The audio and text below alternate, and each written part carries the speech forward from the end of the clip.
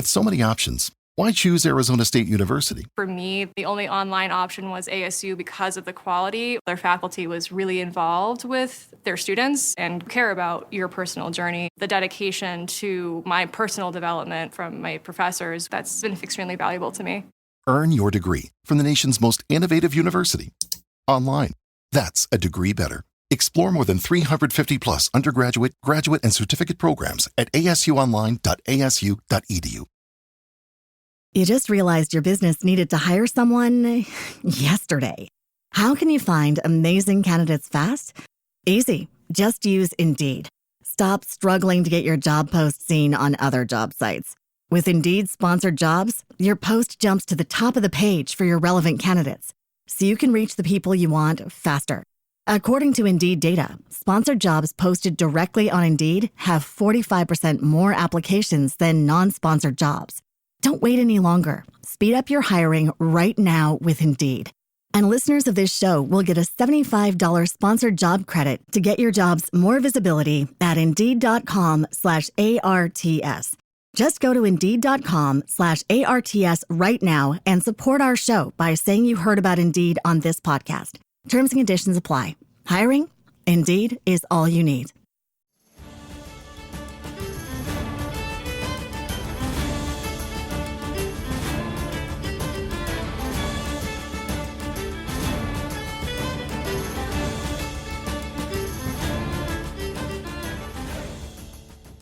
Welcome to Rings and Things, where we discuss Tolkien adaptations and texts. We're just two hobbits from the Shire, one bringing the other along on this adventure.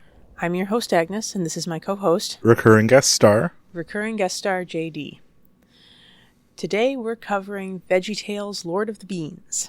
So first off, let's discuss some of our initial thoughts. I've never seen any Veggie Tales before, so kind of like with the Kif special, I'm lacking any context for who these characters are outside of the parody that they tell.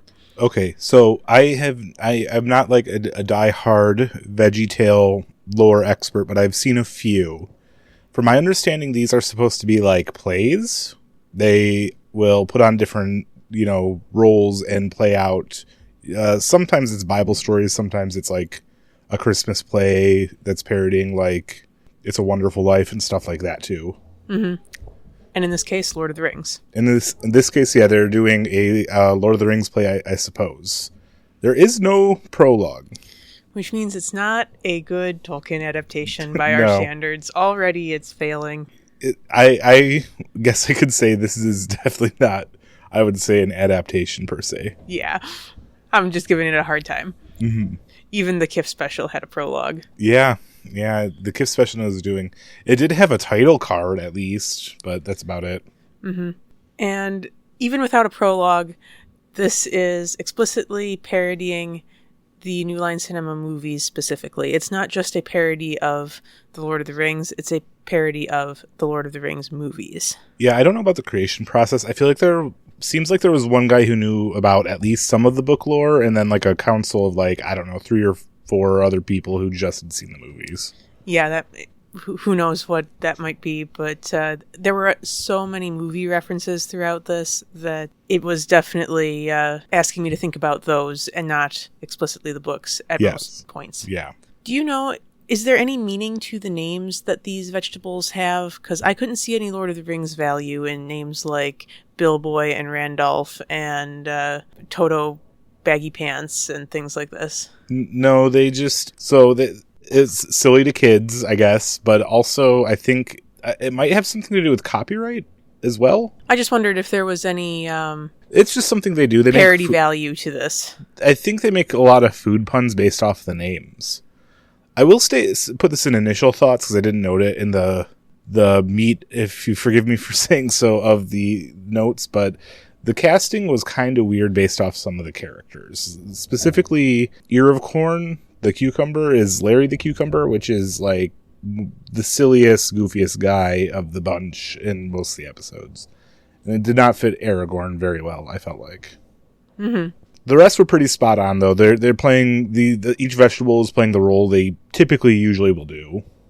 Okay. But yeah, no, the names were just, I think, specifically trying to just be silly and try to be food puns if possible.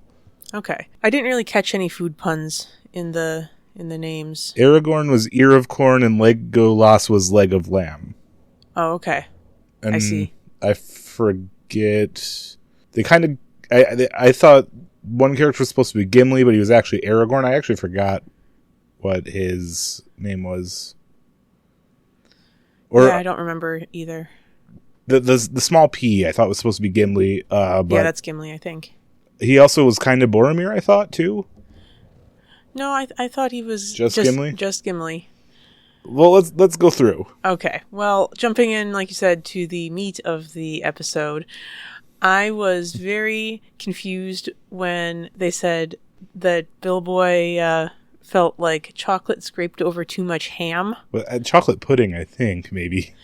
Yeah, it might have been chocolate pudding, but that was a very bizarre combination of flavors. Yeah, I think the writers really liked the butter over bread and just tried to make it odd, I guess. Yeah, I really didn't understand this. It just felt purely bizarre to me. It was pretty bizarre. Yeah, I did like some of the jokes even up at this beginning point. There was, just to name a few, by the Bilbo speech, which was probably 4 or 5 minutes in. It was very obviously fast. They had Randolph, the Gandalf stand-in, and Toto talking about how everyone's enjoying the fireworks while it had 2 hobbits running and burning in the background. And that's another movie reference to Merry and Pippin with their shenanigans. Yeah. Sad about Merry and Pippin only showing up there. The speech being, saying I'm twice as tall as you. Wait, hold on. I'm twice as tall as half of you and half as tall as twice of you. Really felt like it got to some, it's like an over-the-top version of how Bilbo's speech sounded. I thought they did a good job on it. Yeah, I did like that line. That one was good. Yeah. That wasn't chocolate and ham. Yeah, that one kind of, sometimes it goes a little bit bizarre. I will agree with that. Bizarre in a bad way, I'll say. Another thing I enjoyed was Bilbo's song, because that drew my attention to, in the book, the just casual unkindness of how the other hobbits treat Bilbo and by extension Frodo. Mm-hmm. The interactions that the song was highlighting were things that have a certain basis in the text. I mean, I guess I'd perceived it before, but never really thought of it in this way, about how the other hobbits not wanting to listen to Bilbo recite poetry, for example. Mm-hmm. It might not be your biggest jam, but if somebody's throwing the most extravagant birthday party ever and has invited the entire Hobbit culture around to celebrate with him, maybe you should listen to some of his poetry out of kindness. Yeah. I'd listen to somebody's poetry if somebody wanted to invite me to this big festival. Yeah, for their birthday. Yeah. And give me presents. Yeah. It was just a thought it gave me about the books, about how rude that really is for the hobbits to not appreciate Bilbo's interests. That was a pretty good part. Probably I would argue that was the most out of everything that happens, because there's a lot of nonsense that happens. It felt like the most real, kind of, I agree. Yeah. So he does as Bilbo does and disappears during the speech, shows up back home, and there's the confrontation with Randolph, and he seems to be, so we were both, from what I can read from the notes, confused about the bean, so he has a magical bean instead of a magical ring. Yep. Which we would guess that from the title. That part made sense. Yeah, Lord of the Beans, yes. He seems to be, before Randolph even shows up, kind of regretting all of the stuff he got and said, what has it really gotten me? And then also Randolph comes and calls him out on his fancy new clothes and new appliances. An espresso maker. Yeah. Yeah. An espresso maker that makes tea taste like bathwater. Who would want that? I think, okay.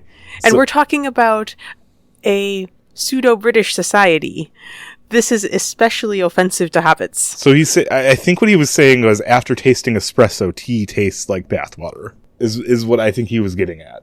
Okay. But yeah, it was pretty confusing. I think it's interesting they went with 4 beans as well. Is this maybe a reference to like recipes and being a 4-bean something? Is there deep numerological lore here as well? 4 is an unlucky number in Chinese numerology. Yeah, I don't know much about 4 offhand. I honestly couldn't get any meaning out of the 4, except that those were the items that the show wanted to allegorically talk about. Yeah, it granted 4 different items, material items, right? It granted food and drink, which was one item. It granted height, clothing, and small appliances. Small kitchen appliances, yes. So those were the 4 items, and I got the impression that was why there was 4 beans. That was 4 examples of like vain materialism that they could think of. Although being like increasing your height isn't materialism though, so that's kind of odd. The odd one out.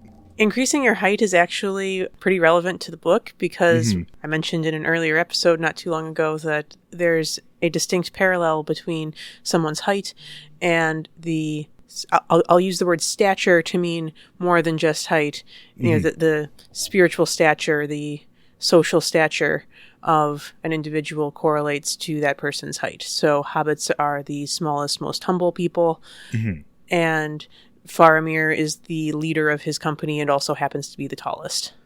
Yeah. I just for that makes sense in the Lord of the Rings kind of like tropes and kind of what it goes. But I just if they're using this to their moral, as we'll go through, is basically it's a critique of materialism and greed. And the other 3 things the beans grants are stuff you could buy. I don't know if you could really buy height. Maybe it's like a kid-friendly metaphor for plastic surgery. I don't know. Yeah, cosmetics in general. Vanity.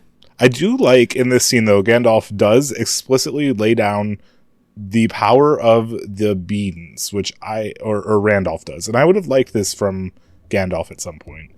Possibly. Well, it hardens the magic system. It definitely, it does. This is a much harder magic system in Lord of the Beans than Lord of the Rings.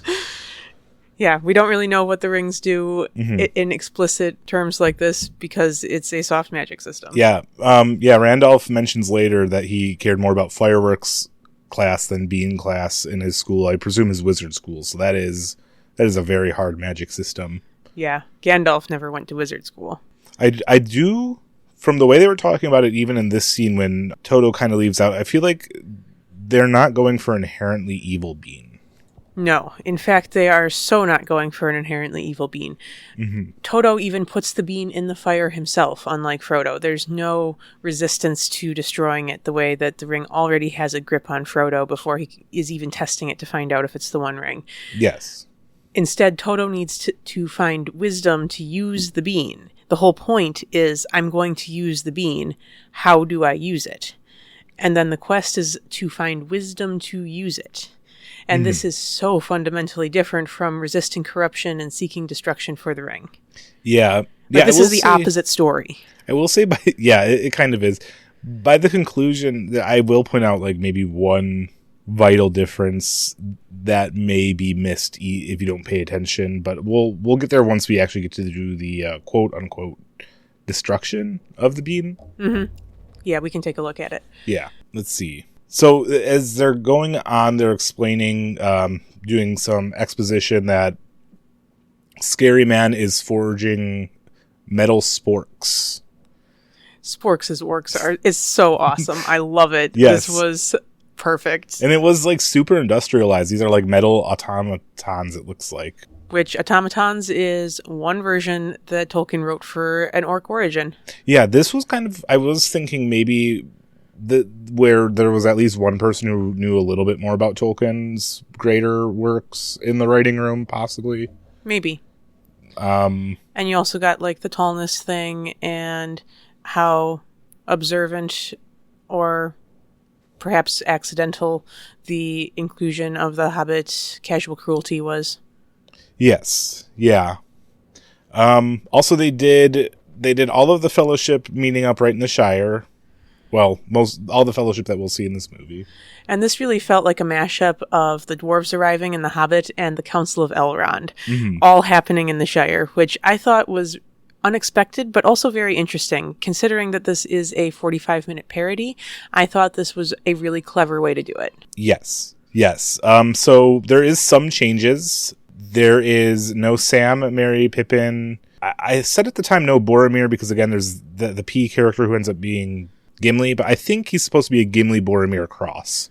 I'm sure that we can interpret it that way, or that there is no Boromir either. He's definitely a Gimli character, although he might incorporate some of the characteristics of Boromir as well. There is a scene that makes me think maybe he's supposed to have Boromir traits too. And that's entirely possible. But yeah, there's this other random elf. Yeah, the other elf. It's Legolam's brother, cousin, something like that. I don't remember. But I don't know what this elf's function is, except that he's a Keebler elf. Yeah, I didn't get this until he saves the day. I didn't get it until the tree scene later either. But it bears mentioning that Tolkien would have hated Keebler elves because they were the little tree-dwelling pixies, not the tall, glorious, perilous, beautiful creatures that we see in Tolkien's works. Yeah, this is also another thing that makes me think there might have been somebody knowledgeable on this team, because this is a really deep cut about Tolkien's opinions about fairies and elves. I don't know who. You just realized your business needed to hire someone yesterday. How can you find amazing candidates fast? Easy. Just use Indeed. Stop struggling to get your job post seen on other job sites. With Indeed sponsored jobs, your post jumps to the top of the page for your relevant candidates, so you can reach the people you want faster. According to Indeed data, sponsored jobs posted directly on Indeed have 45% more applications than non-sponsored jobs. Don't wait any longer. Speed up your hiring right now with Indeed. And listeners of this show will get a $75 sponsored job credit to get your jobs more visibility at Indeed.com/ARTS. Just go to Indeed.com/ARTS right now and support our show by saying you heard about Indeed on this podcast. Terms and conditions apply. Hiring? Indeed is all you need. Whoever was in charge of writing that, the other Keebler elf, named the other elf, who was Aragorn's family member, they were either, like you said, so knowledgeable they knew exactly what they were doing, or literally just saw them saying the word elf and then we're like, well, I know of other elves, that would be funny. And it could be either way, and it's either genius or so dumb, and that's kind of what I like about this movie. Is like, I can't tell if this is like brain rot or like hiddenly a secret masterpiece, like under wraps. Well, I can like the instances here that I come away with as we're looking at it, because intended or not, the point that these themes remain is still there. Like, here's a Keebler elf, and we know Tolkien's opinions on elves, so whether it was intended to be there or not, we can continue to look at what conclusions we could draw about it. Yeah, I think that it was, either way, watching it made me laugh. It made me laugh when I didn't understand that it was supposed to be a Keebler elf. And it was just like, I thought it was just a random inclusion of another character, which I thought was kind of funny on its own. And then it had a pretty good payoff too, I feel like. And especially because of the deeper, the Keebler elf type thing where, you know, kind of in like the smaller fairy type elves, you know. Also, as they were journeying on, they had Gimli more representation than in the New Line Cinema movies. I said it was mostly whining, but he talks a lot more. I'm not sure what you meant, because Gimli is in the New Line Cinema movies a lot. I feel like he just doesn't talk that much, especially in the later half of the New Line Cinema movies. Okay. After the Fellowship, I feel like Gimli really, his dialogue lines are far and few between. And when they're there, I like it a lot. It's more of like, I miss Gimli, like, where did he go, you know? Okay, I've never felt that way. Yeah, I felt that way a little bit in the New Line Cinema movies. It happens in the animated movies, like, way more so, obviously. Like, he just completely is gone. But I feel like that the reason I picked up on it in the New Line Cinema movies in retrospect might have been because of that, and maybe I'm just mixing messages, but I feel like Gimli could have always had more lines. I liked him a lot. Yeah, he's a good character. This, I don't like how whiny he is. I also noted here at this point that Aragorn being Larry the Cucumber in the comic relief is definitely an odd choice for me. I feel like of all the vegetable castings, he fit his role the least. Good to know. Larry the Cucumber, though, does have to be in, like, everything. But yeah, no, Aragorn didn't make sense. There is a scene where the pea, who is definitely probably Gimli, might also be Boromir, because he's, like, trying to get Toto to make him a burrito, a chicken burrito with guac, which I took as them doing the scene where Boromir tries to get Frodo to give him the ring. I can totally see that, and I think you're completely correct. I missed this as paralleling Boromir because I was still too hung up on the idea that the bean wasn't evil. Mm-hmm. And if the bean isn't evil, I'm not sure why Toto Baggy Pants shouldn't just make his friend the burrito. Like, you're making food. You're not taking it away from anyone else by doing it. It's not an evil bean.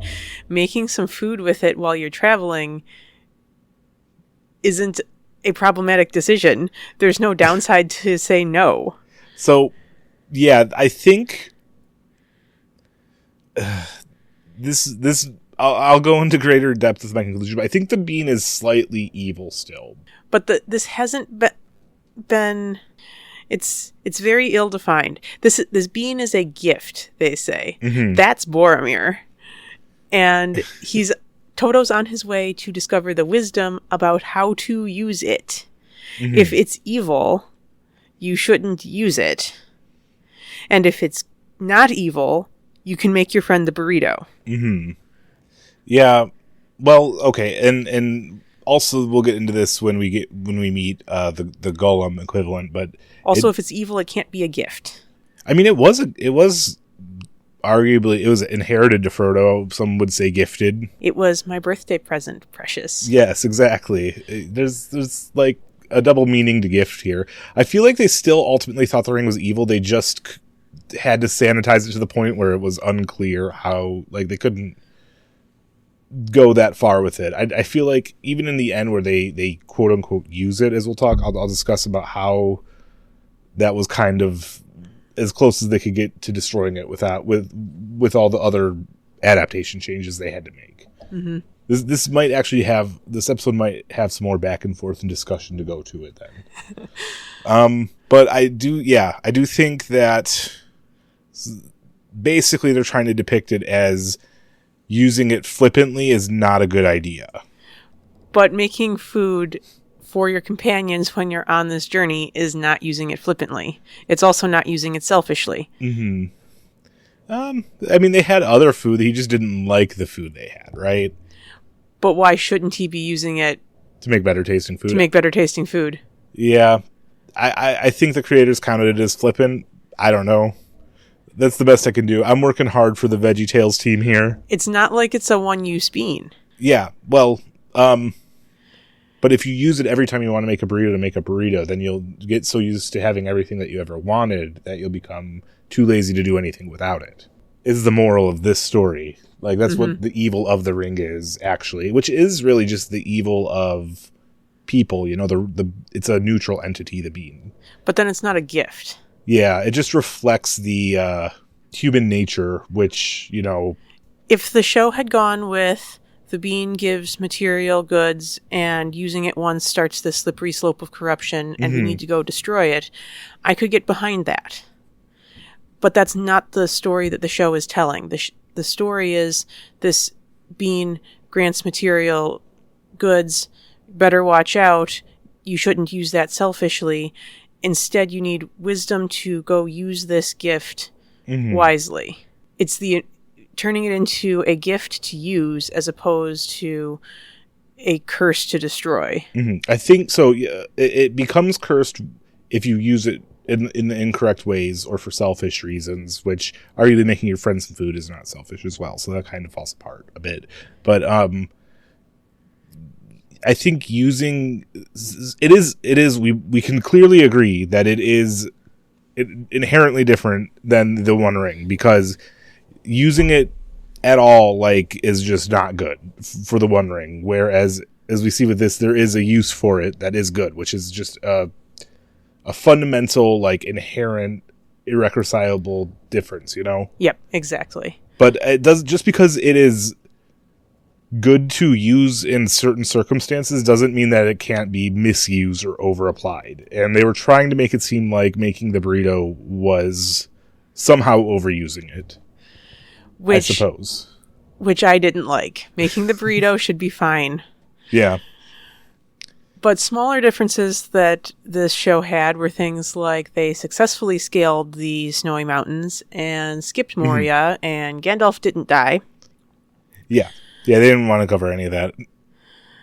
I really liked that they combined Lorien and the Ents. I thought that was a really clever combination for them to make. They get to this beautiful elven forest, basically, and then here's the Ents right there, which made sense to me once I was seeing it to combine those. Mm-hmm. And I just got to call out that Randolph, son of Mandolph skit. That's entirely fair. It was so funny, though. I felt so called out for how the books read sometimes. That is actually an entirely fair skit to put in. Yeah, that was probably one of the funniest ones. Guilty as charged. I thought this was really funny. I didn't get why the Ents were humorless, what that was referencing at all in the books or movies or anything. I feel like Ents would appreciate humor in their own way. Yeah, I think they'd appreciate their own kind of humor. I don't know. I mean, these Ents weren't exactly good, so presenting them as humorless might say that, evil people don't like humor. Yeah, in this scene they get kidnapped by the Ents, right? Yes. And this reminded me a lot of The Hobbit, too. This scene where they got kidnapped by the trolls. I can see that, yeah. And just Gandalf reminds me some, like, maybe probably because he didn't die and come back, is like the Hobbit Gandalf. A little bit less helpful and a little bit more, like, goofy. Mm-hmm. Yeah, the Ents and Saruman are essentially combined entity that imprisons Gandalf. And I started thinking, is this where trees become industrialists? Yeah. When trees are the industrialization? What does that mean? The only thing I could think of is maybe an apple orchard, but I don't know. That's like the Entwives. They're the ones who teach agriculture. Yeah. There's an eagle scene where they get called out for trying to use an eagle. Yeah, and the eagle says, or it might be Gimli who says, maybe he'll fly us wherever we want to go. And I feel like that's a direct jab at the meme about why didn't the eagles fly them to Mordor? Which would be another kind of deeper cut reference, probably. Or at least someone who's been on Lord of the Rings memes on Reddit. Yeah. I like, the nod to the Elvish language is a good joke. Yeah, when the Blackgate and the Doors of Moria are combined, instead of Elvish, it becomes Black Speech that he's reading, and the inscription on it recalls the riddle contest with Gollum, I think. Yeah, definitely. I thought this was also the attention to script, even though this is in the movies too, and it was not done well. Like, they made a joke about how, like, it's an efficient language. You could fit a whole book on a napkin. Kind of also felt like a little bit more caring to the linguistic depth that Tolkien had. Yeah, that's true. Difference in languages. Yep. But yeah, the actual riddle definitely does remind me of the trial of the riddle contest with Gollum. Yes. Mm-hmm. Next, Toto wanting to continue the quest, him choosing to actively continue the quest, here is just part of the same wrongness that I feel about the show characterizing the ring as a gift. It is not a gift. Yeah. They have a scene where he has to separate from the rest of his group. But I will say the fact that he's, like, reluctant to use it again, like, it just makes me feel like this bean is evil. It is maybe odd to call it a gift, like, as in, like, an ability or something you can do. Well, as we'll see, this is I'll get into it later. Yeah, we'll have we keep referencing the finale here, so we'll have to work our way through it. They also mention it's the sporks, but they say bring the flobbit, which is the name for hobbits, dead or alive. So they lean into the side that like that side of the Frodo and the Wraiths kind of dynamic that I think the movies had, right? The New Line Cinema movies explicitly send the Ringwraiths out to kill Frodo. Mm-hmm. The Bakshi movie explicitly sends the Ringwraiths out to capture him alive. There is no dead or alive in either one. Oh, in this gate scene also, they say that no one would blame you if you just went home and put the bean in a box. And that is something they don't cover in Lord of the Rings, but they don't really mention like Frodo just abandoning it somewhere where they hope somebody won't find it for a very long time. But that feels like a very common like answer to the problem of the ring that I feel like the actual films don't directly address. I think the direct address of it is that Sauron is actively looking for it. Yeah. And if someone hides it, that someone is going to know where it is. Mm-hmm. Yeah. Yeah. And I definitely understand why it wouldn't work with how the ring works. But if I didn't know how the ring worked, I feel like I would be very tempted to just dispose of it in a way that would be hard to get to. Yeah. But not completely destroy it by having to go through this whole journey. But I don't see any moral imperative that Toto needs to not put it in a box here. Yeah. And run away. Yeah, well, so because I think it's getting at there's a great power with great responsibility. Oh, you mean like because nobody's looking for the bean? Yeah. Yeah. Again, with the bean being semi-cursed, I think it would find a way into the wrong hands if he just tossed it. But if it's cursed, it's not a gift. Mm-hmm. If it's cursed, you shouldn't be using it. Yeah. Well, we interrupt our regular programming to bring you an Elvis impersonator. Yeah, I just didn't get the whole, like, what was this of the scene? It felt like those little cartoon skits that you get in 90s kids shows. Yeah, it might have been like a running joke that I don't remember, because like I said, I am not a diehard VeggieTale fan. Like, it might have been had a song time with Larry the Cucumber every time or something. Yeah, I have no idea. Also, Ear of Corn, the joke being that he's an elvish impersonator, right? So he's pretending to be an elf. He's wearing fake elf ears or something. The Ear of Corn, aka Aragorn, calls... You just realized your business needed to hire someone yesterday. How can you find amazing candidates fast? Easy. Just use Indeed. Stop struggling to get your job post seen on other job sites. With Indeed sponsored jobs, your post jumps to the top of the page for your relevant candidates, so you can reach the people you want faster. According to Indeed data, sponsored jobs posted directly on Indeed have 45% more applications than non-sponsored jobs. Don't wait any longer. Speed up your hiring right now with Indeed. And listeners of this show will get a $75 sponsored job credit to get your jobs more visibility at Indeed.com/ARTS. Just go to Indeed.com/ARTS right now and support our show by saying you heard about Indeed on this podcast. Terms and conditions apply. Hiring? Indeed is all you need.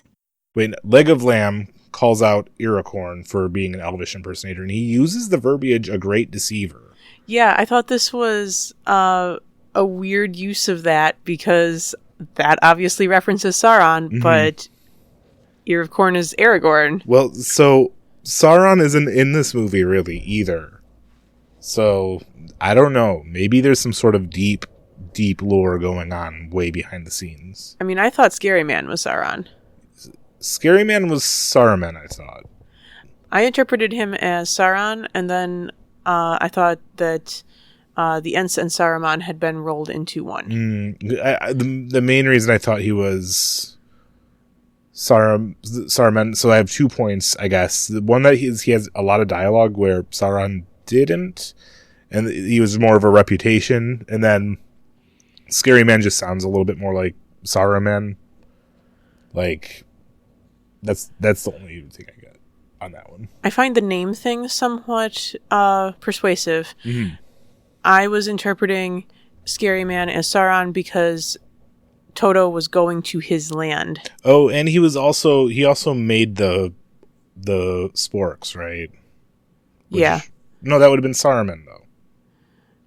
And that's persuasive as well. Yeah, I think there's kind of a But combination then why make of the Ents evil? Wait, what? But then why make the Ents evil? I can't tell you. I cannot tell you why they made the Ents evil. At all. I have no idea on that. Either way, since there's no direct Sauron, they kind of combined Sauron and Saruman. Maybe Aragorn took a piece of the Sauron too, and that's why he's the Great Deceiver. Maybe. They had to split him up amongst many characters. I didn't find any other compelling evidence at all with any of the actions that Ear of Corn took, but it was jarring to say the least. Definitely, and a phrase like that would definitely make our ears pick up. Yeah, that was. I feel like like the one guy who really was into Tolkien said throw that in there somewhere. I really didn't like this depiction of Arwen though during the Elvis song because it just was very unflattering. She was just yelling and being upset and talking about doing laundry, and it didn't. I didn't realize it was supposed to be Arwen either, although it is. I just didn't pick up on that. This is totally Arwen, and I didn't like it at all. No, it was bad. It was bad even without that because it was about him not being able to speak Elvish, but having what he kept calling his girlfriend, but she kept talking about how she didn't like him. I don't know. It reminds me of like the whole like 80s like making fun of your significant other, I hate my wife jokes that are just so dumb anyway. And if this is supposed to be such a kid's show, why is this in here? Yeah, I don't know. They had different standards for what you can and can't show a kid. So I feel like they still would have handled, like, they wouldn't have done this in a kid's show, even considering all of that nowadays. But in the early 2000s, that was prime humor for a child, right? I can't imagine. It wouldn't have been for me. No, I don't think the kids liked it. I think the adult. It's in a lot of older cartoons. Like the Flintstones. That's like the only joke in the Flintstones. I think is like. I'm familiar with it existing in older literature or in older shows. Yeah, older media for sure. Yeah. Like the further back you get, the worse it gets too. I just don't. I never got it though. Ever. Even as a kid, it like very much was like, who's this for? The honeymooners is the most toxic. Yeah. So yeah, this whole sequence was odd, and I think it was supposed to be, but it wasn't in the ways that it was trying to be either. Yeah. So, and yeah, Arwen needs better representation. Definitely. Like, that was horrible. So back to our regularly scheduled programming. So they name Golem Ahem because that's the name he makes with his throat, which I liked that too. It was pretty clever. I did like that. But his origin story, I get they had to sanitize a lot. They couldn't, but the way he came across the ring felt like Bilbo's story. I could definitely see some similarities there.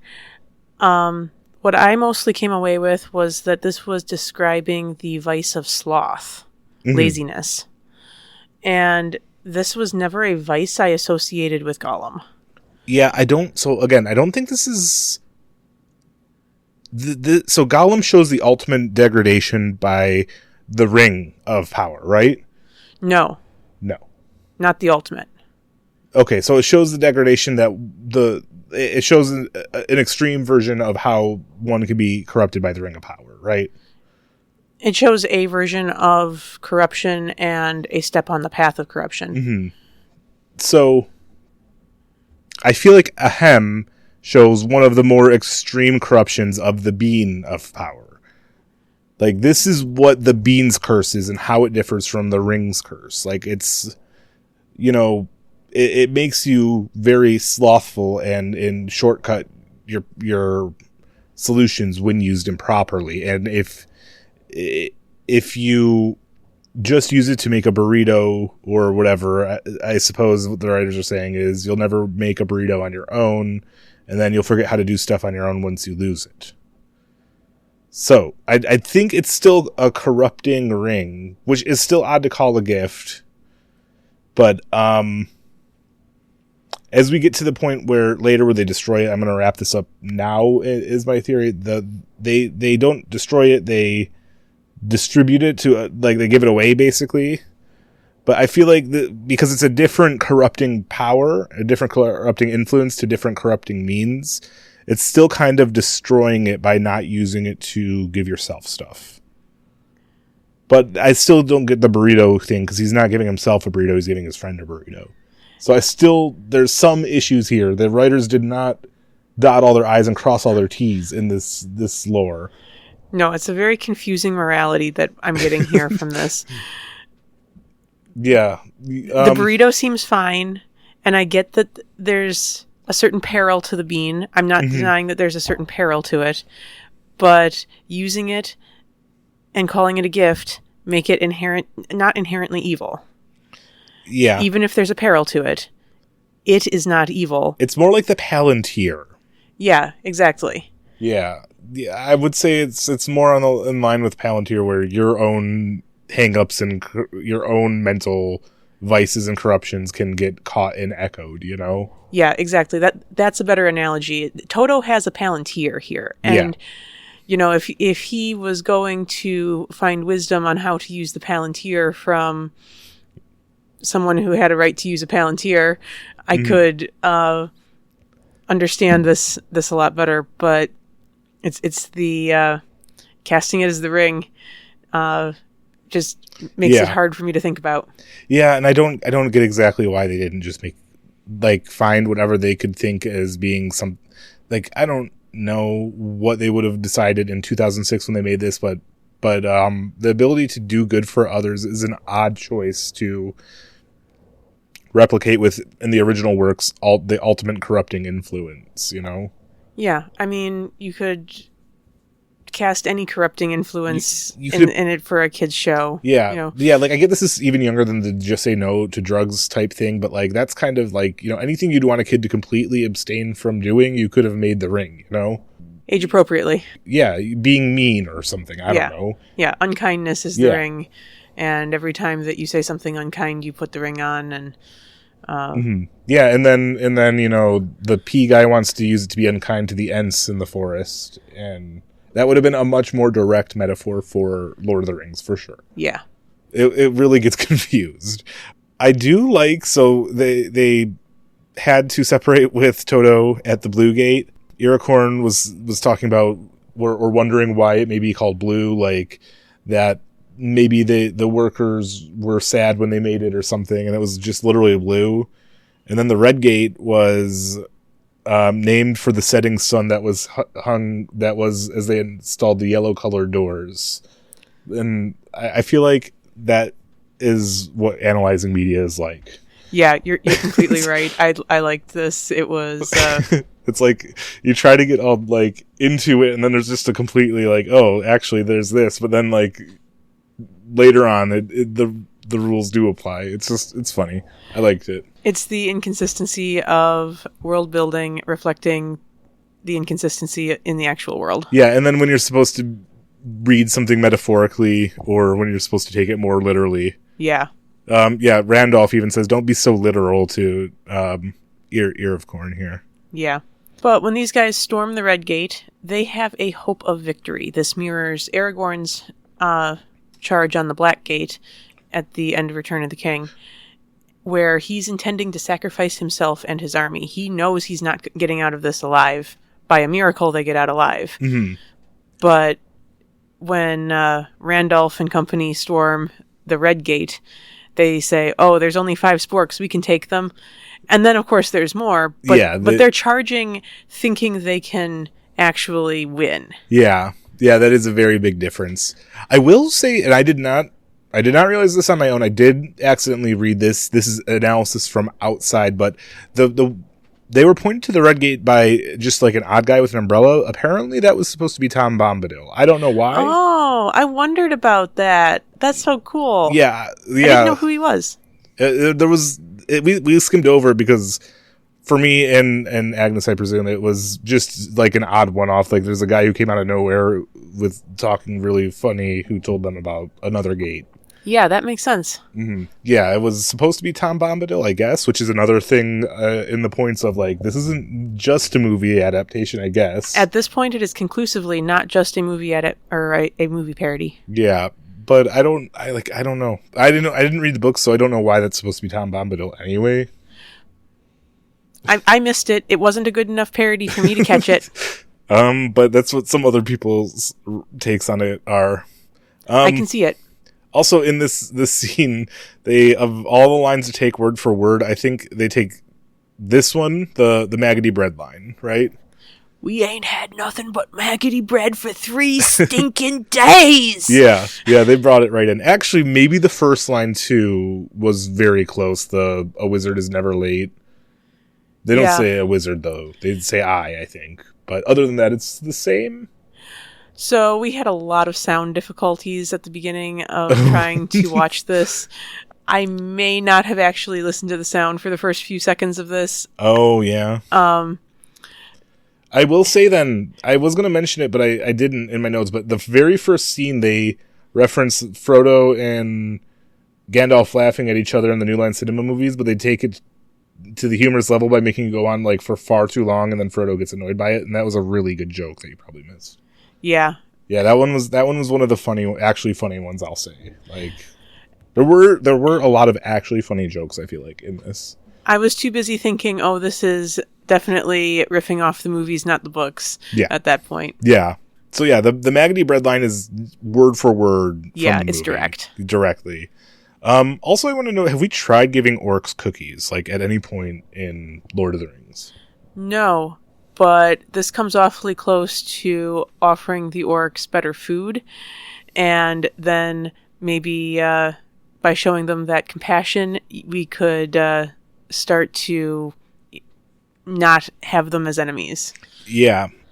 I feel like that is not in the movies at all. No, definitely not. But maybe somebody somewhere could work it out. Yeah, I think maybe we should try giving orcs some cookies. I think it's a sound idea. So I was reading this that Saruman and the Ents had been compressed into one character, and this was why the Ents were evil, and that they were the industrialists, and that Scary Man was Sauron. You make a persuasive case that he's Saruman. But continuing with how I was reading it, that maintains that it makes this adaptation preserve the link between Sauron and the other evil entity, Saruman / the Ents. Because Scary Man is giving the Ents jewels. Yes. I just feel like trees wanting jewels is exactly what an industrialized tree would want. Okay. I don't know what an industrialized tree would want. I don't know exactly either. Jewels make sense somehow, I guess. It's artificial, but it's organic enough. Okay. You know, it exists. It's. I didn't get the Ents at all. Yeah. The fact that they are supposed to be Saruman at least helps them make a bit more sense. Yeah, and like I said, you make a very persuasive case for Scary Man being Saruman. So I'm not going to die on this hill of Saruman and the Ents being a collapsed character. Yeah, and Scary Man's true identity. This is like Sauron in season 1 of the Rings of Power. Yeah. But regardless, Scary Man wields Anduril. He wields Aragorn's sword. How did I miss that completely? I don't remember him having a sword at all. But he has a sword and it's Anduril? Yeah, the hilt is the shape. You just realized your business needed to hire someone yesterday. How can you find amazing candidates fast? Easy. Just use Indeed. Stop struggling to get your job post seen on other job sites. With Indeed sponsored jobs, your post jumps to the top of the page for your relevant candidates, so you can reach the people you want faster. According to Indeed data, sponsored jobs posted directly on Indeed have 45% more applications than non-sponsored jobs. Don't wait any longer. Speed up your hiring right now with Indeed. And listeners of this show will get a $75 sponsored job credit to get your jobs more visibility at Indeed.com/ARTS. Just go to Indeed.com/ARTS right now and support our show by saying you heard about Indeed on this podcast. Terms and conditions apply. Hiring? Indeed is all you need. Vanduril. Oh my goodness. Oh wait, I do remember, but I think I completely missed that it was Anduril. Yep. Wait. Just for no good reason, he has Aragorn's sword. And then they called Ear of Corn the Great Deceiver. There is something going on here. The pieces are there, I just haven't put them together yet. We'll have to think about this and follow up. Yeah, this will be a meaty appendix. Bilbo comes out of nowhere and defeats Scary Man. Which I did not see at all coming. That is, like, this isn't an adaptation of anything at this point. This is completely, like, off the wall. This is a moralizing tale, because Bilbo immediately jumps into telling us exactly what this has all been about the need to use your gifts wisely, and informs us that you just have to use this ring for the good of the people here. And yeah, well, so Scary Man was saying that the gift should only be used to make you happy, and the elders, the Ents, were saying this. They had a final last speech. Yep. Which also corresponds more to Sauron, I guess, than Saruman. So there's a point there for Sauron. Yeah. Yeah. No, it's a very confused lore. And it just gets like as we go on, the more confused it gets. Definitely, I will agree with that. Yeah, he comes in and he does provide a direct foil to Scary Man's argument he does some Socratic reasoning here. And let's Toto come to his own conclusion, but he does lead him to there very heavily. Yeah. And then Toto throws the bean in the well, and the bean makes the land of drought a land of plenty. It becomes a garden. This is exactly what Sam would do with the ring. If Sam took the Ring of Power, he would turn Mordor into a vast garden. Yeah, okay. And this is where I'm going to get at. There is a slight difference between what Toto does with the bean here and then how the ring would have corrupted Sam. And that is, it seems like Toto gives up the ability to use the bean for anything else. He seems like he has lost agency over the bean, and this is all the bean will do now. Until someone goes down to the well and gets it out. I suppose, yeah. And it doesn't really make it clear, I guess, why Scary Man wouldn't just do that, too. Like, he's not... They didn't kill him. This is a kid's show. No. And why is the bean's power limited to just this area? I mean, it's more than doing one thing at a time, because, like, if you wish for a burrito and you get a burrito, or you wish for an espresso machine and you get an espresso machine, those are finite tasks that are done. Yeah. One at a time. This is doing many tasks continuously. I feel, what are the limitations and why? I don't know. I guess this wasn't explicitly in the text of the media, but I did get the sense that once the bean was put into the well, like that, it kind of dissolved and was spread out and destroyed in a way. But it didn't say that, I suppose. So, no. I don't know. Is all I can say. Yeah, my interpretation was that, but I am willing to admit 100% there is no textual evidence for this. It's a generous take. I feel like I've stretched very far in the analysis of this very simple child's media. Yeah. So let's talk about our concluding thoughts. Mm-hmm. I thought... I loved it. Like, solid 8 out of 10. I'm glad you liked it. I'm really glad you did. I thought it was hard to watch in parts, mildly entertaining in others, intellectually engaging, and a terrible adaptation. Yes. I can agree with most of that, yes. I'd say overall, I'd give it maybe... I'm going to be harsh. I'm going to give it like a 5 out of 10. You could go lower if you honestly feel it. I don't know why, but like I absolutely love... For me, the only reason to watch this is the really dumb jokes that are funny. For me, the only reason to watch this is making this episode. Yeah.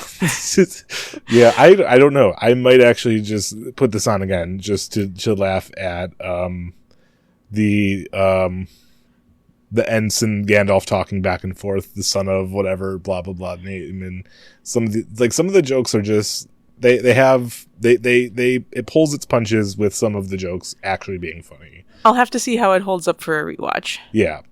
Yeah, but I do think I feel like you said it's intellectually engaging, but only because once you start to intellectually engage with it, it's so, it falls apart so much that you're like grasping at straws to keep it together. So when I said it was intellectually engaging, the thing that I was thinking about was that every adaptation, no matter how bad, will deepen one's relationship to the original work if it's genuinely engaged with. Yeah. I don't know if I can really honestly wholeheartedly call this an adaptation at all. I'm going to extend my use of the word adaptation to this. It is a stretch, I admit, but I still found it to fit the criteria for that engagement, because the biggest takeaway I had from this, the biggest thing I liked about this, was the realization, the stark realization about the casual cruelty of the average hobbit towards Bilbo and Frodo. Yeah, and that is a good takeaway. It's so rude and it's so disrespectful how they treat him. And like I said, somewhere in my head I knew about this, but it's kind of laughed off in the tone of the book. And I know the book is written by Bilbo and Frodo, so clearly they're not that upset about it in how they're depicting the situation. Or they're just being magnanimous about it, you know. Like I said, they're not depicting it that way. Like even if they are significantly hurt by it, they're choosing to depict it with lightheartedness and humor. Sure. And this show really brought to my attention the fact that it's a lot crueler than that. It's a lot... It lacks sensitivity on the part of the hobbits. It's a real failing in the hobbit culture that they aren't sensitive to Bilbo and Frodo's feelings in this regard. Yeah. Especially when Bilbo is such a generous hobbit to everybody. It's not like Bilbo is sitting on his wealth. Bilbo is a wealthy hobbit, but he's sharing his wealth with all the other hobbits. He's throwing a birthday party of special magnificence and inviting all of the Shire. And he's importing toys from Dale made by dwarves for these hobbit children. Yeah. Well, the hobbit children definitely seem to like Bilbo and Gandalf, but the hobbit adults don't. And hobbit children become hobbit adults. Yeah. But and the reason that my understanding is because Bilbo went on that adventure, right? Yep. He lost the respect of his neighbors for his adventurousness. Yeah. It is like, I think you're absolutely correct to say that they are absolutely casually cruel, and it is really, like, in a way that isn't touched on enough, like, pretty just awful to do. But I do think, where was I going with this? I do think that this is, like, good writing on how, like our society doesn't treat, like, adventurousness that way, but, you know, like, being... It treats other things. Yeah, being a black sheep is kind of silly. I think it's commentary on how, on the other things in real life we do will make people into pariahs for, like, socially, you know, like, we'll point behind their back and say they did this or that. I'm not going to give any examples because I don't have the energy for that right now, but it's applicability. Yeah, there's applicability to a lot of different things, and I feel like this is just like, and it is like, you know, the hobbits seem like they're so like utopian almost, but it is a pointing out of a flaw of just like society in general, and I think it was very smart by Tolkien. Yeah, the flaw exists in the original text, and the tone of this parody really brought it to my attention. Yeah, Tolkien hammers on it in the original text quite a bit too. He does say quite often in what I've read, like, hobbits never ever go on adventures. I think it's absolutely wild that he did this. Like, he says it many times. Oh yeah, exactly. So that is really what I'm grateful for to Lord of the Beans as an adaptation. Yeah. Yeah, I feel like that's actually better than what I got from it in a way, because I just really like the jokes a lot. Well, I'm glad you liked it. That's also very fair. Yeah. Yeah, but I didn't get anything like that from it. I will say that in its own way that I did, you know, the morality in the end, even though it wasn't applicable to Lord of the Rings very well, that you know, just generally like giving to others, I like that as a moral tale. Oh, definitely. So yeah. I guess that's the biggest thing I got from it, other than the jokes being really funny. I was like, oh, even though it's heavy-handed, that's a good moral, I guess. Yeah, it's not that I objected to the you should give to others moral at the end. But I feel like this adaptation really treated things as being very black and white. It's a reputation that Lord of the Rings has to be black and white, and I don't really think it is. I think there's lots of shades of gray, lots of moral ambiguity. Just think about Boromir and Gollum and all the debating we do back and forth about, morality of elven rings and things like this. I don't think it's all just black and white. Yeah, lately Celebrimbor has been our sticking point between the two of us. Yeah, but there's going to be other ones. Mm-hmm. Gandalf is up there too, yeah. Gandalf's the classic one. Celebrimbor's been heavy of late. Yeah, there is always something you can say back and forth. Yeah. So I don't think it's a fair accusation to say that Lord of the Rings is just dealing with black and white, but Lord of the Beans definitely is. Yeah, there's no, like, well, so that, I don't know, because, like, there are people out there who believe, like, as cartoonishly evil as they try to make it seem, like, what Scary Man says about, like, wealth and power and stuff like that. And some people, very few people will admit it outright, but some people will, you know. Mm-hmm. Like Machiavelli, like, we could argue, like, there are philosophical, like, abstract people arguing what Scary Man was saying. Nietzsche, in a way, Machiavelli more so. Like, there are people who are saying this stuff is, like, how the world works, you know? Mm-hmm. So maybe it's morally gray to some people, but it is definitely leagues and bounds more morally black and white than Lord of the Rings. And that's fair. It's fair to put it on a spectrum. Mm-hmm. Yeah, it is like black and white. It's like night and day how different it is from Lord of the Rings in that regard. I will concede that. Yeah. Now, reframing the ring as a good thing to be used wisely, this is where Lord of the Beans misses every aspect that I think makes Lord of the Rings great. Yes. This is why I'm disappointed in it. Yes, I will say that it definitely made the bean more like, say, a Palantir. Yeah. So it didn't really carry the same import to me that the Lord of the Rings had, even though it's a parody for kids, animated, all those things. I just really didn't like this part. It fundamentally missed the core of the original in a way that something like the KIF special didn't. Yes, I will wholeheartedly agree with that. That the KIF, comparing this children's adaptation and then KIF, gets wholeheartedly at, like they picked social media as a thing that you should just stay away from, and that's really cool of them to do.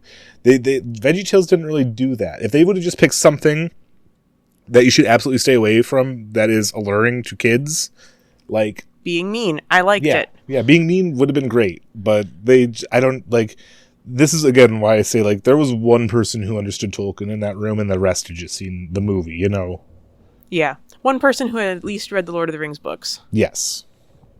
Yeah, and he, you know, wasn't the only writer. So, like, maybe it got death by committee to here and there. And they were, I feel like, also erring, like, on the side of dialing it back, sanitizing it for kids to the point where it kind of lost its color in the bleaching process, if that makes sense. I really like that analogy. Like, they went overboard a little bit with sanitizing it, for sure. But I still loved it. It's just, as a Lord of the Rings, comparing to, like, the KIF special in the themes of Lord of the Rings, not good. I will say that I enjoyed watching this more than the KIF special, though. Awesome. What made you like it more in that regard? Just because of the humor, like I said. It was actually really good. It was where KIF, like, the application was great, but there wasn't as many scenes that, like, had me actually, like, cracking up, you know? This felt like Monty Python does a kid's version of Lord of the Rings. That's how I would put it. The alliteration scene in KIF made me laugh so hard. Yeah, that was really, like, KIF had it. I'm not saying KIF wasn't funny at all. It was really funny. I never laughed at this one as hard as I laughed at the alliteration thing in KIF. The funniest thing I thought in here was the Randolph son of Mandolph exchange, which was mildly amusing, like I said. That one got me to actually laugh pretty heartily. That one. Yeah. That one was definitely the best for me. Yeah. I would even concede that the peak funniest parts of KIF. You just realized your business needed to hire someone yesterday. How can you find amazing candidates fast? Easy. Just use Indeed. Stop struggling to get your job post seen on other job sites. With Indeed sponsored jobs, your post jumps to the top of the page for your relevant candidates, so you can reach the people you want faster. According to Indeed data, sponsored jobs posted directly on Indeed have 45% more applications than non-sponsored jobs. Don't wait any longer. Speed up your hiring right now with Indeed. And listeners of this show will get a $75 sponsored job credit to get your jobs more visibility at Indeed.com/ARTS. Just go to Indeed.com/ARTS right now and support our show by saying you heard about Indeed on this podcast. Terms and conditions apply. Hiring? Indeed is all you need. Were funnier than the peak parts of Lord of the Beans. That's how I feel. Well, I think that does it for our rings. Now let's do our things.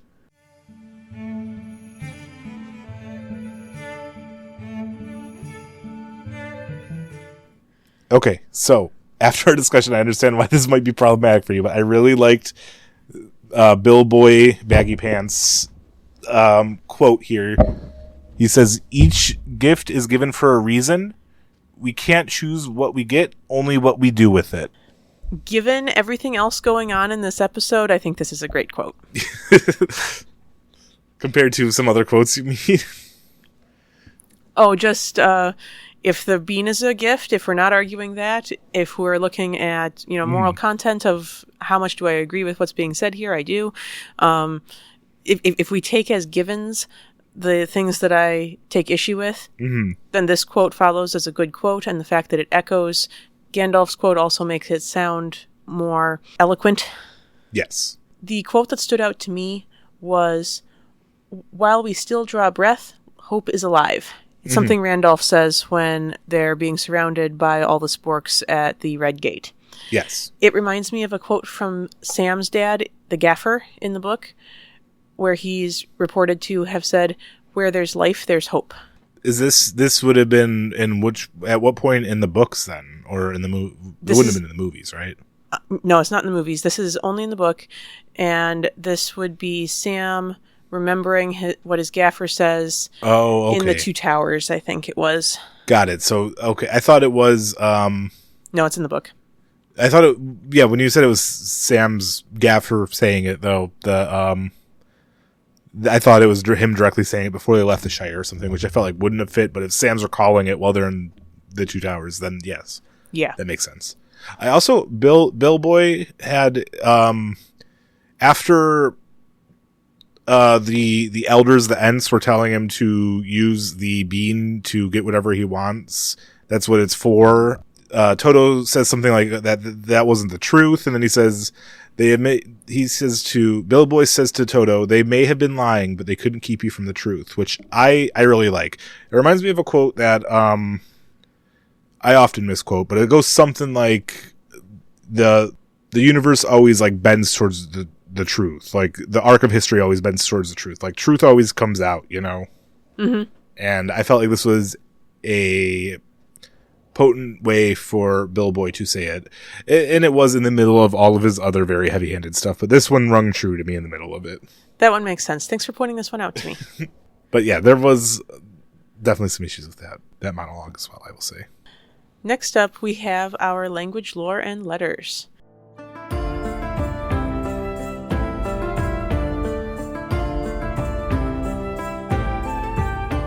We're going to finish talking about the prologue to the Fellowship of the Ring tonight. Mm-hmm. So the next section is called Concerning Pipeweed. Now, this section unquestionably establishes pipeweed as tobacco. Mm-hmm. There are some misconceptions that may arise from the use of the word weed, referring to marijuana these days. And there are some adaptational depictions that might lead a person to wonder if pipeweed is actually marijuana, but it is explicitly and unquestionably tobacco. Yes. It did the I know it's an older term for it, but did weed even refer to cannabis in Tolkien's time in the 30s and so? I don't know. I am not aware of language around cannabis in England 100 years ago, unfortunately. I think it might be. I know it's up there for one of the older ones, but yeah, I would say that technically he does throw a weasel word in there, where he does throw a probably in when he says that it's probably in the tobacco family. And that's fair. But it's pretty much, this whole concerning pipeweed is pretty much just hammering in on that it's tobacco. And then I don't think Tolkien would have been interested in including cannabis in his story at all. No, he wouldn't have been. He was a tobacco smoker. Yes. Yeah, I think that the modern depictions and interpretations do kind of give rise to what I like about adaptations, where you can kind of change things around based on stuff, especially if it's like clever.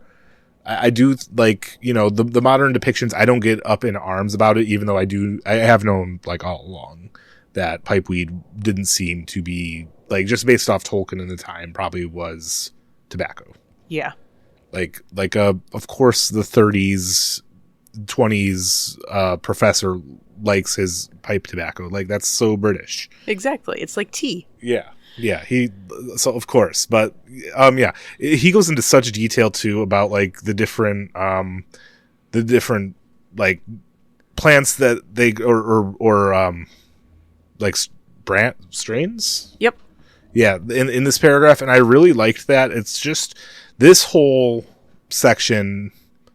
I feel like this later half that we read, the part that we read for this part, all the sections we did, just showed such a amount of love and attention that Tolkien puts into his works in the world. The world building is just top notch. Yeah, and that's all this prologue is. Mm-hmm. Yeah, in the first half, it felt more like a little bit more rote, like what you'd expect, and this is kind of, as he goes on, he builds on it, and it starts to become like it's almost like a stew where the flavors like leach into each other and make a very just delicious richness. I don't know if I've used that metaphor before or not. It reminds me of the soup metaphor from On Fairy Stories about trying to pick out the bones that made the stew, rather than just enjoying the stew as an entire dish. Yes, yeah, and I do like to pick out my bones sometimes, but I definitely can enjoy the stew still. And it's okay to enjoy both. Yes. So just as tobacco was not native to England, so pipeweed is not native to Middle-earth. It was brought over to Middle-earth from over the sea by the men of Westerness, which is another name for Numenor. Mm-hmm.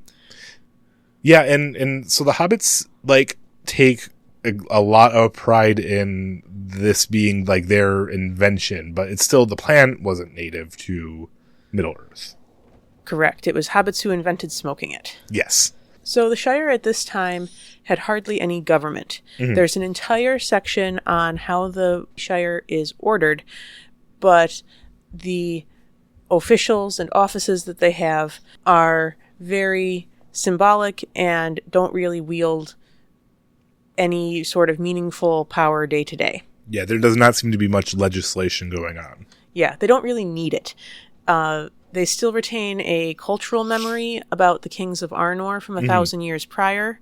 Yes. But they're mostly just busy growing and eating food and minding their own business. Yeah, I do really like that they used to be under a king, and when he went away, they just didn't replace, like you would assume most of the time they'd be like, well, who they're going to replace it with, and they just didn't really replace it with anybody else.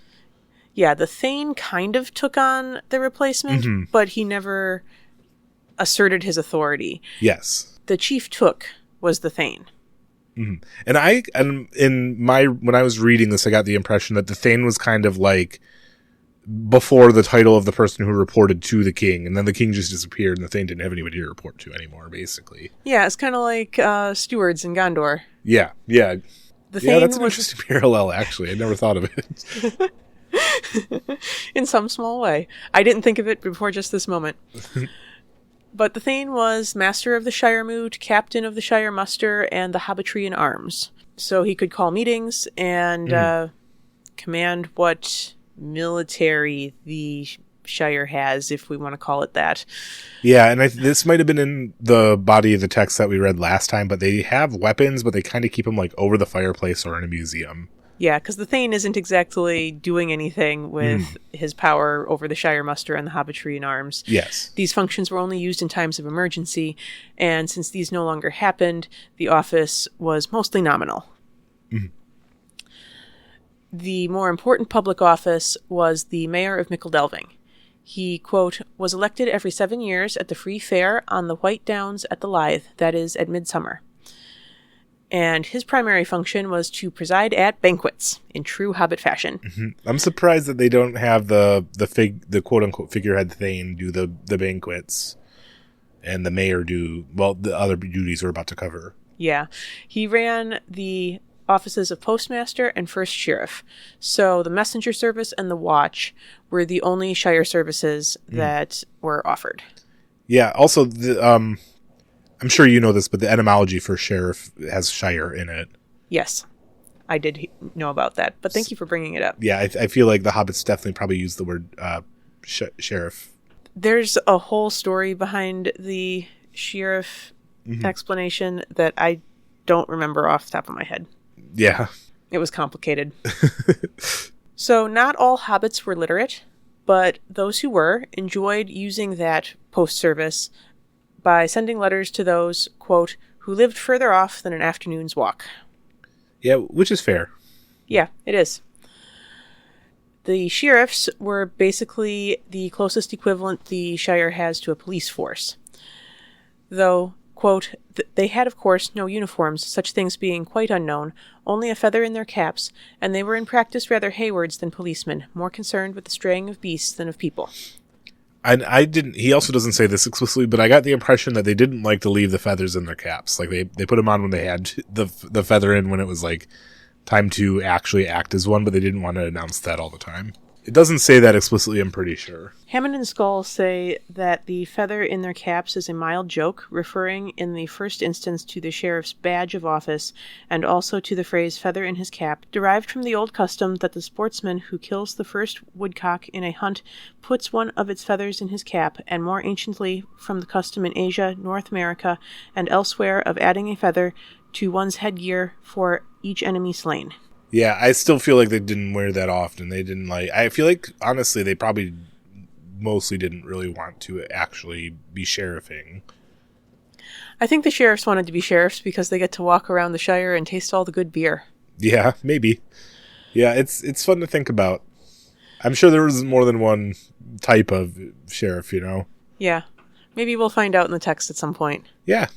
Yeah, are you foreshadowing? Is that what happened? Yeah, just possibly. A little. So the final group of people in the Shire are called the Bounders.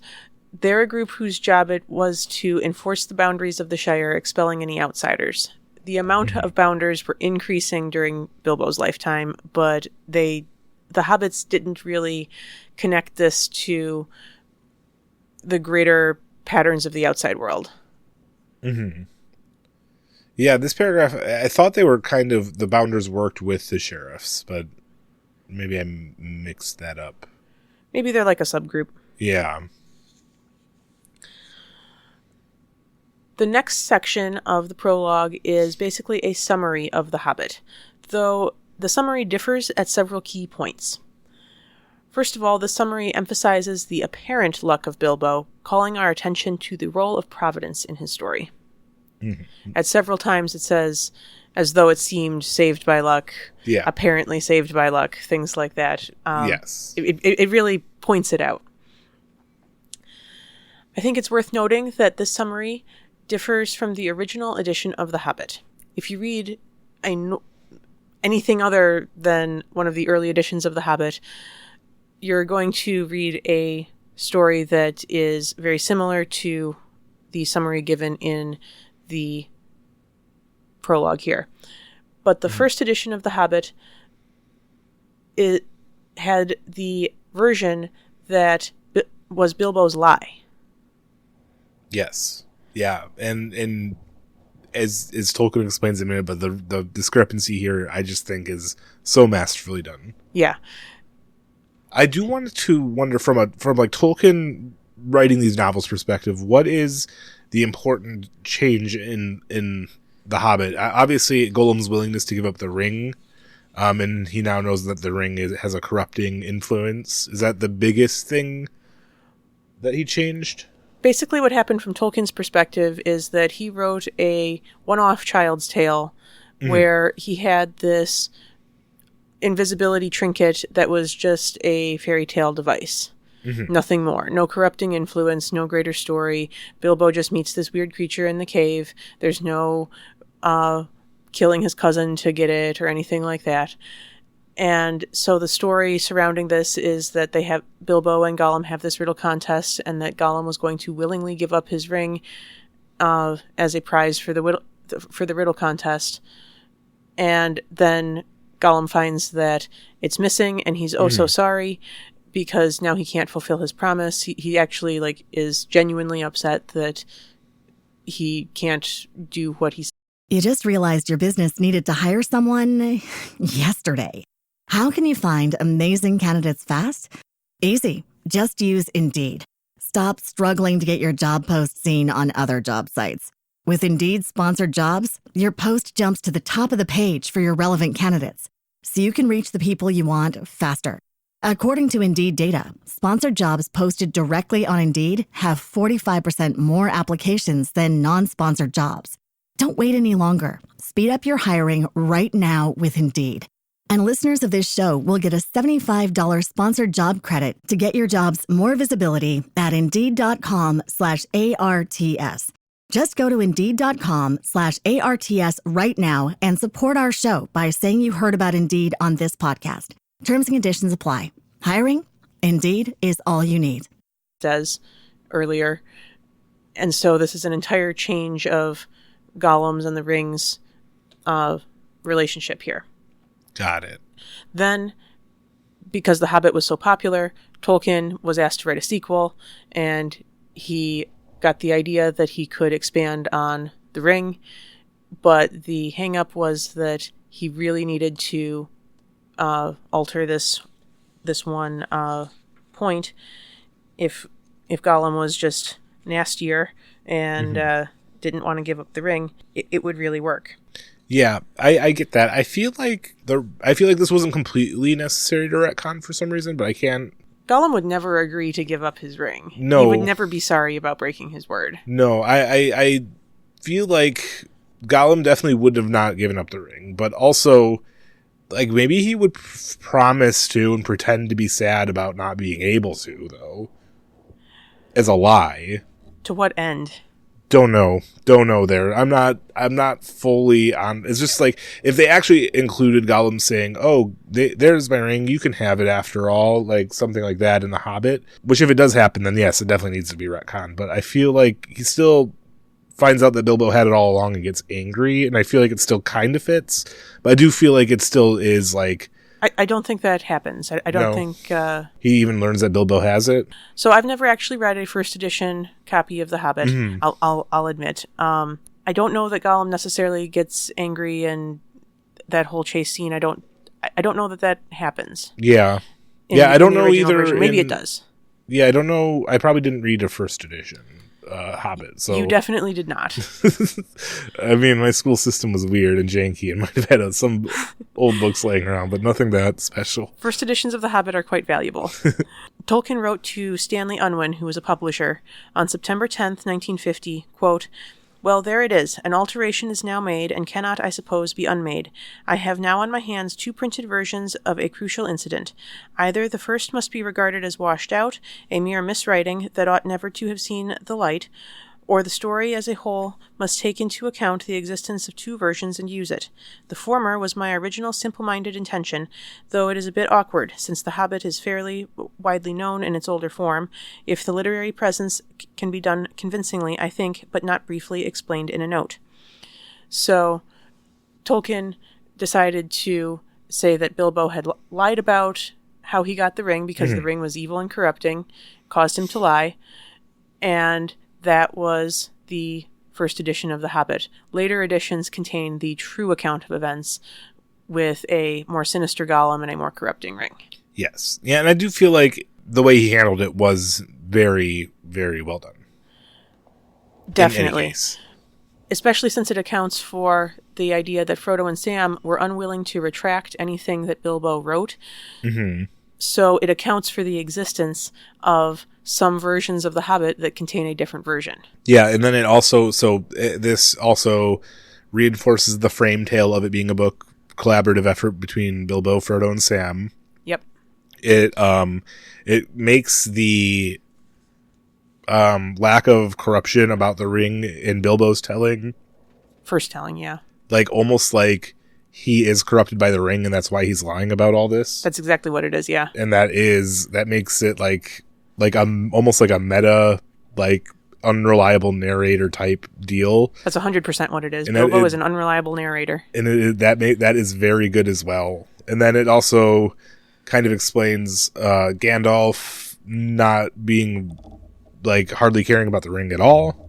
Yep, because what we see in the prologue here is that it states that Gandalf was curious about this ring, but that's not really something we see in The Hobbit. Even an astute reader of the text wouldn't have come away from this thinking that Gandalf cared at all about the ring. If they just had The Hobbit. If they just had The Hobbit, you wouldn't know Gandalf cared. Yeah. So I remember one of the adaptations, I think it was again the Rankin Bass Return of the King. No, it was the Rankin Bass Hobbit. Bilbo lies to Gandalf about the ring. Do you think that's them trying to reference this forward a little bit in their movie? He lies that he has it still, which is a way bigger difference. I think that's at the end of the New Line Cinema Hobbits. Oh, was it the New Line Cinema Hobbits? Yeah. The adaptations are starting to get a bit mixed up. But yeah, it is. You're right. The New Line Cinema Hobbits. And I think Rankin Bass did it too, maybe? Maybe not. I don't remember it there. I think that my problem with it was that Gandalf didn't seem to have the right reaction. Maybe I'm misremembering what I thought about. Yeah, Gandalf was a little bit chill about him trying to hide the ring and then owning up to it later. Yeah. Yeah, that was quite the odd part. So the final section of the prologue, called The Note on Shire Records, is more textual world building.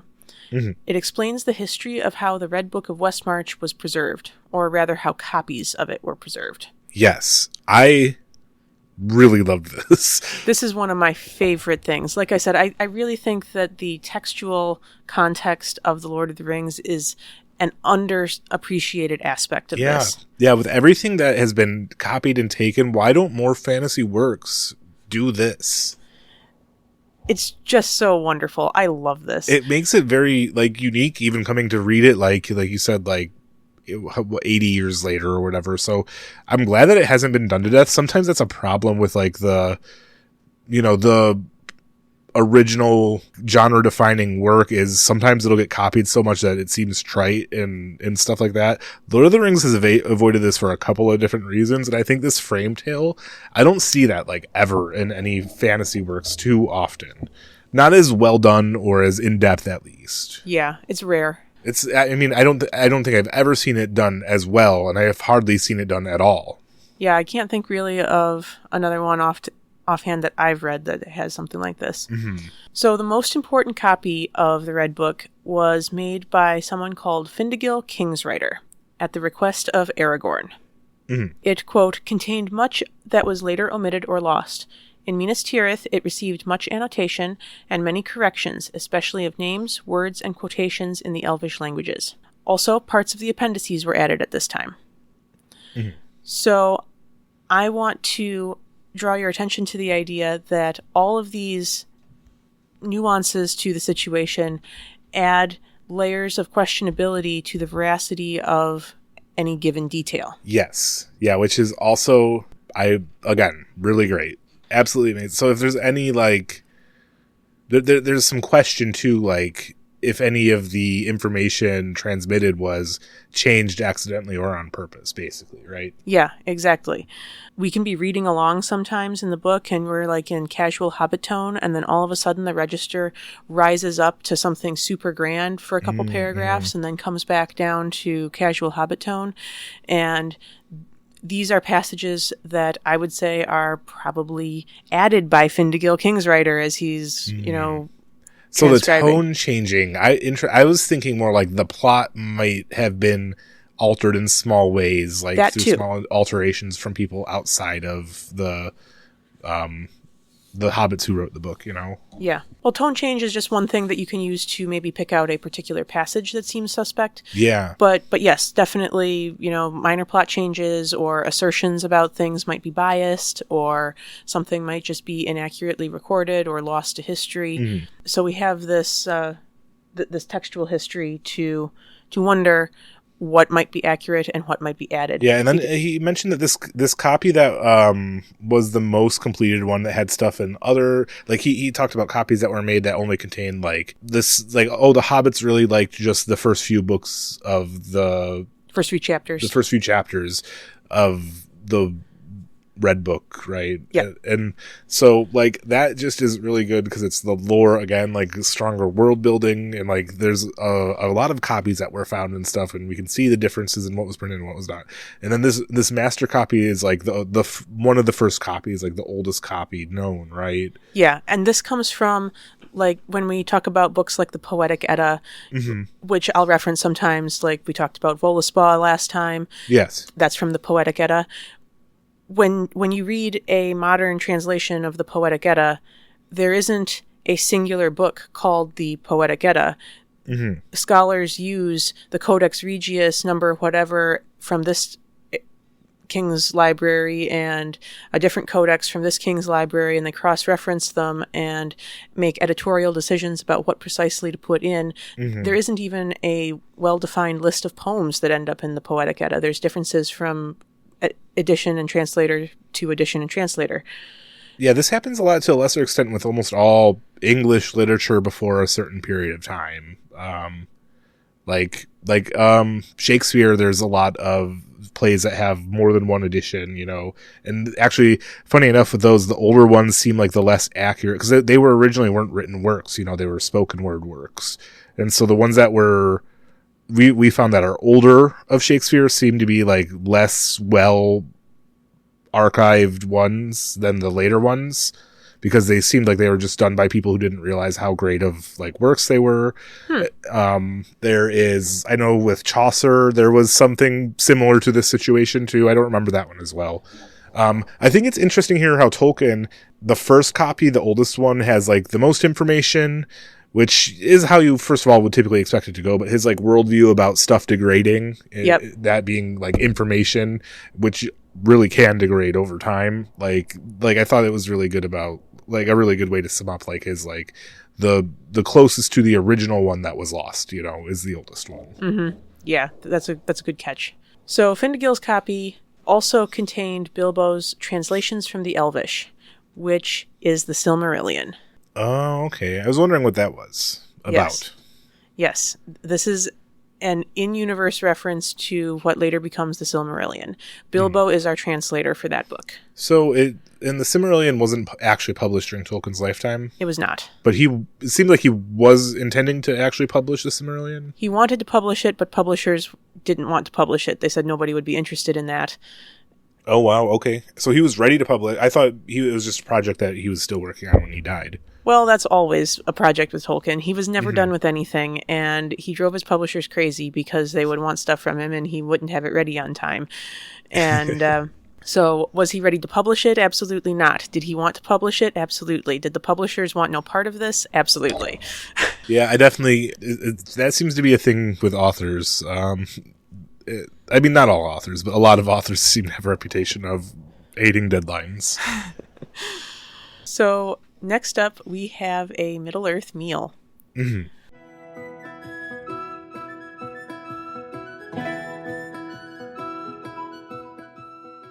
I didn't use a recipe. I just made 4-bean soup. Soup has been something of a specialty of mine for a long time. Mm-hmm. And so what I did was I started by sautéing a little bit of onion, carrot, and celery in the bottom of the pot. Mm-hmm. A little bit of oil, just softened them a little bit. There's a culinary term for doing that, with celery and onion specifically. I am not a fancy enough cook to know that term. I probably could think of it, but if I think of it before the next episode, maybe we'll shadow fax it even. Yeah, maybe. So I sauteed these vegetables in the bottom, and once they were softened, then I put in a box of vegetable broth. Mm-hmm. and I put in the 4 kinds of beans. I used black beans, red beans, pinto beans, and Great Northern beans. I used a can of each. And you put the one bean to rule them all. One of those beans is one of the beans to rule them all. Yeah. Yeah, it's fun. It's like a fun little party game you do at baby showers. Yeah. Except for with unlimited power. Or apparently unlimited gift. Unlimited, gifts. I rinsed and drained the beans and put them in the pot, and I also included a bit of ham as well. I let that simmer on the stove for a few hours, and shortly before eating, I tasted it and added a little bit of salt, some garlic, and some thyme. Mm-hmm. Yes, yeah, it was very, very good.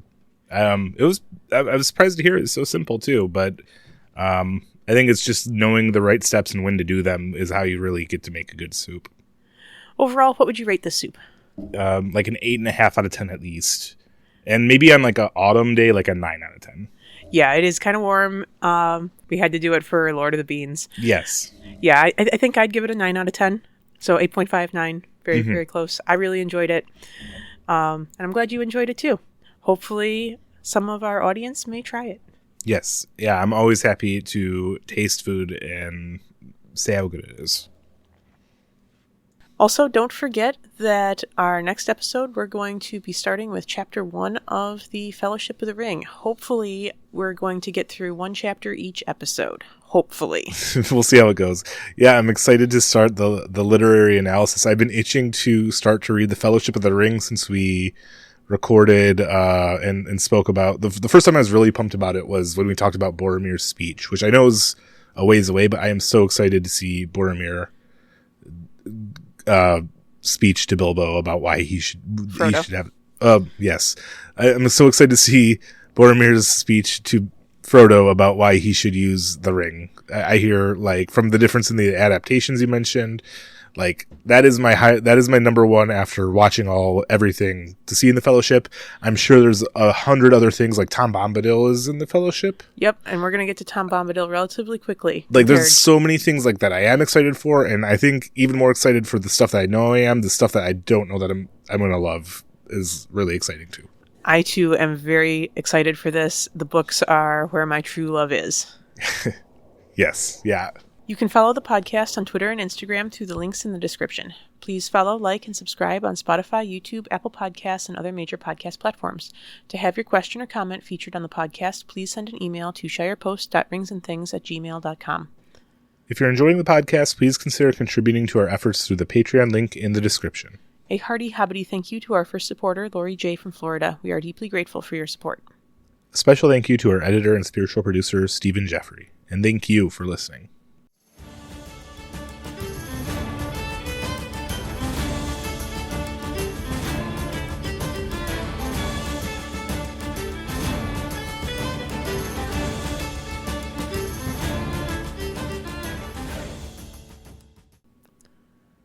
You just realized your business needed to hire someone yesterday.